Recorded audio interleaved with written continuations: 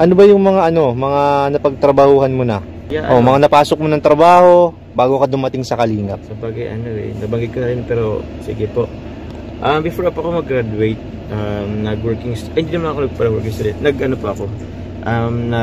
Naging crew po ako sa isang Jollibee po.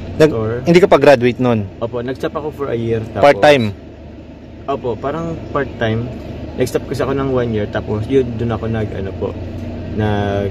nagtrabaho as a crew sa Jollibee. Ay, Jollibee? Nagtrabaho ka rin pala dyan. Kamusta naman experience mo sa Jollibee? Okay naman, kuya. Tawag niyan, masarap din naman ang feelings na araw-araw ako nagchi-chicken joy. Kasi may libre kasi yan ko yung na meal ang Jollibee pag nagtrabaho ka doon. Tapos tawag niyan, nakapagod rin kasi tawag niyan, maraming tao. Kasi lalo na pag yung mga rush hour na dumadagsa. Kaya naman? Kaya naman po, lalo na dati nasa SM ako sa SM. So pag sa mall talaga, kuya, asahan mong laging kahit anong oras. Lalo pag weekends, di ba? Lalo weekends. So yun, nakapagod siya. Pero at the same time, enjoy din naman.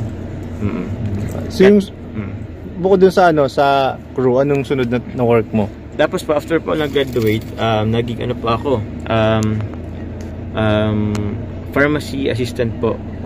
Sa Watsons naman pala yan. So, nasa linya naman siya ng health and beauty. Bali, ano bang natapos mo na course? Industrial technology, kuya. Ano yun? Industrial technology. Industrial technology, IT. Opo. Pero parang malayo siya sa mga pinapasukan mo. Malayo nga siya po, oo. So, crew sa Jollibee. Tapos pharmacy assistant sa Watsons. Tapos po naging sa Watsons, yung mga memorable moments mo dun sa Watsons? Okay lang naman.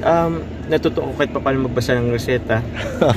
Tapos siyempre kailangan mo maging maingat sa pagdispensa ng mga gamot. Oo, kasi gamot yun Malay mo, hindi naman chinecheck nung umiinom, mali pala yung gamot. Opo. So okay. Kailangan talagang maingat tayo dun.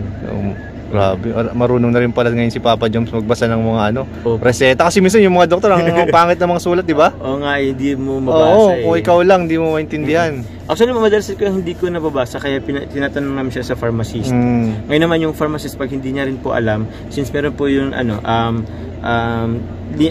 contact number po ng doktor, dun po namin, tinatawagan mismo direct dun sa doktor. Kasi gamot yan kailangan sigurado ka talaga, hindi yung pwedeng ganun pa yun. So yun po yun. Kaya pala may contact number din yung sa reseta. Sa reseta po. If ever na hindi po mabasa yung ng mga pharmacist po, yung reseta ng doktor, yung pwede po silang tawagan po. Ganun pala yun. So next yung sunod mo naging trabaho? Naging store supervisor po ako sa Ay, store supervisor na. Naging store supervisor na ako ng sa bench naman po sa bench. So humawak ako ng isang store, kuya. Grabe, ang laki ng responsibility ng isang supervisor. Oo nga po So naman, kamusta man ang experience dun sa pagiging supervisor mo? Okay naman po, tawag niyan. Maganda rin naman. Meron akong mga hinawakang tao, nagtinda ako sa cashier, parang gano'n. Tapos pag ayos ng mga damit. Anong kadalasan naging problema mo nun? Kadalasan siguro pag short. Short kasi sa cashier. Sa cashier. Opo, tapos ano nangyayari pag short? Pag short kami po nagbabayad. Charge sa inyo? Charge sa akin, charge sa mga sa crew. Lahat naman pala kayo. Tapos nag-open din ako ng nag-open ng store, taga-receive ng deliveries ng mga damit po. So yun, inventory. Ay, yun yung mahirap. Inventory. Kahit saan. Yung inventory talagang pahirap. Mahirap inventory. Magagawa ka ng schedule ng mga tauhan mo. Ay, grabe. So yun. So parang may managerial skills ka na rin na na-develop dyan. Parang ganun. Grabe. Managerial dami skills. ng experience ni Papa Joms, no? Opo. 3 pa lang yung nabanggit. 3 pa lang yun. So Opo. Next, yung pang-apat na trabaho mo. Yung pang-apat na po. Ito na po yung nasa sasakyan na ako. Nasa car industry ka na. Ako. Sa Suzuki, kuya. Suzuki. Which is, yung nasa Suzuki po ako po yung naging ahente po nila Kalinga Parad nila, Kuya Bal at Edna. Nung kanilang Swift po. Ikaw pala yun. Naalala ko dati yung parang unang sasakyan yata nila, yung Swift. Nila. Yung color red. Red pa yun. Opo. Tapos eventually pinaka-kulay blue nila. Oo, pinalitan ng color po. Ikaw pala ahente nun. Opo. So nagtagal ka naman doon sa Suzuki? Hindi, ano lang din ako, siguro 6 months lang. 6 months. Anong sunod na ano? Tapos nanood po, nag-Toyota na po ako. Toyota na. Sa Toyota, nagtagal ka ba? Oo, nagtuan din naman po ako sa Toyota. Inabot naman ako ng 1.5 year. 1.5. So yun, nakabenta naman kahit papano. Doon na rin ako nagkaroon ng unang sasakyan kuya. Aba. Which is si Rice nga po. Oo. Tapos ano lang yun, second hand po yun. Yung unang pundar mo. Unang pundar ko po ng sasakyan. Kaya naman hirap na hirap si Papa Jones bitawan talaga yung sasakyan na yun. Naku po, kung alam nyo lang po kung ilan po ang nakapila doon na gustong bilhin yung sasakyan. Minsan nga mas higher pa doon sa pagkabili ko dati. Pero di ko talaga yan po yan. Kasi mayroon pong sentimental value. So yun. Tapos po, ano ba yun? So ano po yung Mitsubishi na? Ay, pangatlo. Pang-anim na po yun. Ay, pangatlo din sa car industry. Oo, sa pangatlo siya. Opo. Bali sa lahat, pang ilan na yun, yung Mitsubishi? Pang-anim. Pang-anim na po yung Mitsubishi. Tapos yun, buwan lang po yun kasi after po ng training namin sa Mitsubishi, automatic. After training po, 1 week pa lang na kami nasa field, nagkaroon na po ng pandemic. Na-lockdown. Lockdown na po. So ano nangyari sa inyo nun? Wala na po, hindi na kami nakapasok. Kasi matagal rin kasi yung lockdown. Akala namin months, ilang months lang, inabot ng taon. So hindi na po ako bumalik dun sa Mitsubishi. Yun. Tapos after dun kaya, since habang nasa pandemic, nagkaroon ako ng konting extra income. Yun na nga po yung sa chili oil.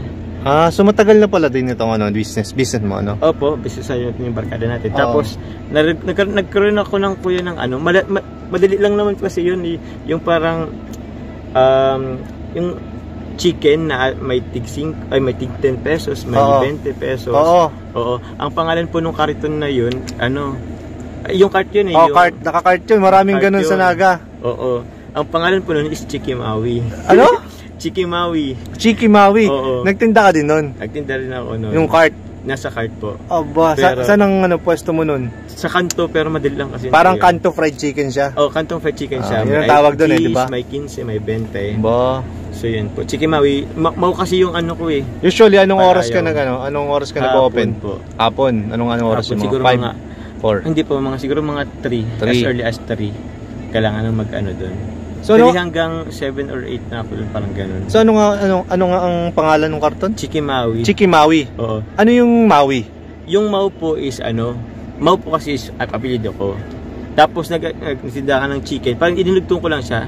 Mau? Ay, hindi Mau yung palayaw pala sa akin. Palayaw. Palayaw ako doon sa So chicken tapos Mau, Chikimau, tapos nilagyan na lang ng uwi para tumunog na nalaman natin dito, Mau pala ang nickname ni Papa Joms. Kilala po ako dun, natawagin na Mau. So alam na rin ba ng mga viewers natin yung Mau? Yung ilan po na. Yung ilan na mga solid Opo. So sa mga hindi po nakakaalam ng totoong palayaw po or nickname ni Jomar, ayan po, Mau ang kanyang Mau po ang palayaw. Ang nickname.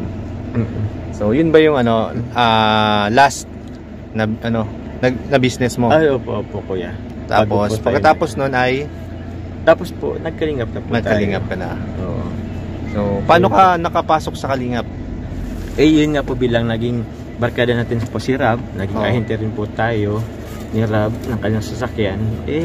Dati po, naman si Rab, nag-try na invite tayo. In-invite ka.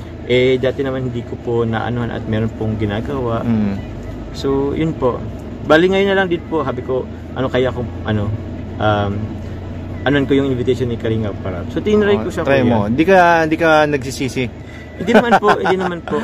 Kasi tawag niyan, nabanggit ko na rin sa kanya na maganda din kasi ang tumulong. Iba sa pakaramdam. Tsaka tingnan mo naman ngayon, dami din blessings, di ba? Opo. Kaya nga babawi tayo kasi grabe. Dapat more scouts pa, parang ganun. Oo. So yun po. Yun po ang kwento ni Papa Joms. Sa mga di po nakakaalam. Ayan, so at least sa mga di po nakakalam ay maliwanagan po tayo kung anong ang pinagmulan or anong pinagdaanan ni Kuya Jomar bago siya makarating sa sitwasyon niya ngayon. Ayan, maraming salamat bro. Thank you kay Nel, salamat po.